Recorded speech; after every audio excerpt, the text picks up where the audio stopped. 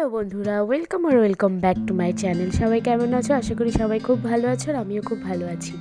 সকাল সন্ধ্যে চা খেতে কে না ভালোবাসে। আমরা প্রায় সব বাঙালিরাই এক কাপ চায়ে চুমুক দিতে দিতে সকাল এবং সন্ধ্যের শুরুটা করে থাকি। 19th সেঞ্চুরিতে ব্রিটিশরা এই চা প্রথম ভারতবর্ষে নিয়ে আসে এবং তারপর থেকে আসাম এবং দার্জিলিংয়ের বিভিন্ন অঞ্চলে এই চায়ের উৎপাদন শুরু হয়। প্রথম দিকে চাকে ওষুধ হিসেবে খাওয়া হলেও তারপর থেকে নানান রকম ইনভেনশন করা হয়েছে চাকে নিয়ে। আর এখন তো নিত্য নতুন রসগোল্লা চা, মাছের চা, মালাই চা, কাবাব চা, তন্দুর চা, নানান ধরনের চা দেখা যায়। তবে চায়ের এত রকম ভ্যারাইটি থাকা সত্ত্বেও ইন্ডিয়া তথা ওয়েস্ট বেঙ্গলের সবচেয়ে জনপ্রিয় হলো মশালা চা। তো আজকে মশালা চায়েরই একটা রেসিপি তোমাদের সাথে শেয়ার করছি, দেখে নেওয়া যাক। চলো, প্রথমে যে পাত্রে চাটা করা হবে সেই পাত্রটাকে ভালো করে গরম করে নিয়ে তাতে গুঁড়ো চা পাতা দিয়ে দিলাম। খানিকক্ষণ ভালোভাবে ভাজার পর এবার এতে অ্যাড করে দেব চিনি। চা পাতাটা ভালো করে ভাজতে গিয়ে দেখো আবার পুড়ে না যায়, তো এতে পরিমাণ মতো চিনি দিলাম। আমি 1 কাপ চায়ের জন্য 1 চামচ চিনি দিয়েছি এবং 1 চামচ গুঁড়ো চা পাতা দিয়েছি। তো দেখো, সামান্য জল দিয়ে চিনিটাকে ভালো করে ক্যারামেলাইজ করে নেব। জল দেওয়ার কারণ একটাই, যেহেতু বাটিটা অনেক বড় এবং আমার পরিমাণটা অনেকটা কম এবং এটা যেহেতু অ্যালুমিনিয়ামের বাটি, তো সেহেতু লেগে যায়, এই কারণে আমি সামান্য পরিমাণে জল দিলাম। এই সময় কিন্তু উনুনের আঁচটাকে একদম কমিয়ে দিতে হবে এবং আস্তে আস্তে করে চিনিটাকে ক্যারামেলাইজ করে নিতে হবে। আঁচ যদি বেশি থাকে তাহলে কিন্তু চিনিটা পুড়ে যাবে, ভালোভাবে ক্যারামেলাইজ হবে না। যদি দেখো অসুবিধা হচ্ছে তাহলে অল্প পরিমাণে জল দিয়ে দিয়ে চিনিটাকে গলিয়ে নিতে পারো।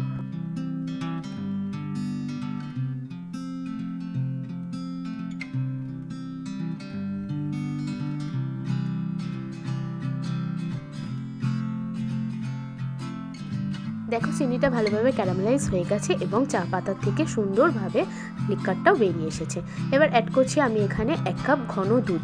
এটা কিন্তু কাঁচা দুধ, যেহেতু ফুটবে সেহেতু আমি কাঁচা দুধই ব্যবহার করলাম। তোমরা চাইলে জাল দেওয়া দুধও ব্যবহার করতে পারো। তো আমি এখানে 1 কাপ চায়ের জন্য 1 কাপ কাঁচা দুধ নিয়েছি আর সামান্য পরিমাণে জলও অ্যাড করেছি, কারণ ফুটে যেহেতু জিনিসটা টেনে যাবে, তো সেই কারণে দুধের পরিমাণটা কমে যেতে পারে। আর অ্যাড করলাম থেতো করা আদা, একটা এলাচ এবং 2টো লবঙ্গ।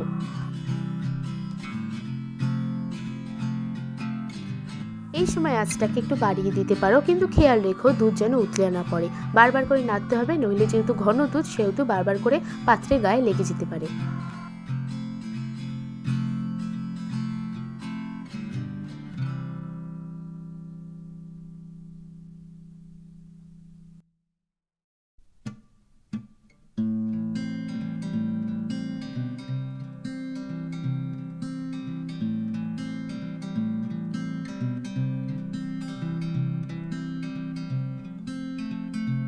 দু থেকে 3 মিনিট দুধটা ভালোভাবে ফোটার পর দেখবে চা পাতা থেকে লিকার খুব সুন্দরভাবে বেরিয়ে এসছে।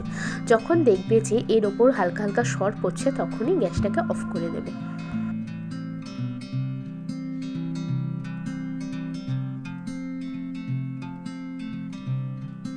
কি সুন্দর একটা সর পড়েছে চায়ের ওপরে। ব্যাস, আর কি, সুন্দর করে কাপে ঢেলে নিয়ে বাড়ির সবাইকে পরিবেশন করে ফেলো ক্যারামেল টি ওর ভাজা চা পাতার চা। দেখবে বাড়ির প্রত্যেকের মন জয় করে নেবে এই চা। তো একবার বানিয়ে খেয়ে কিন্তু আমাকে কমেন্টে অবশ্যই জানাবে তোমাদের কেমন লাগলো। আর কি, তো চলো আজকের মতো টাটা বাই বাই, দেখা হবে নতুন একটা ভিডিওতে। আর অতি অবশ্যই ভালো লাগলে ভিডিওটাতে একটা লাইক দেবে, চ্যানেলে নতুন হলে একটা সাবস্ক্রাইব করবে। আজকের মতো টাটা বাই বাই, সবাই ভালো থেকো, সুস্থ থেকো।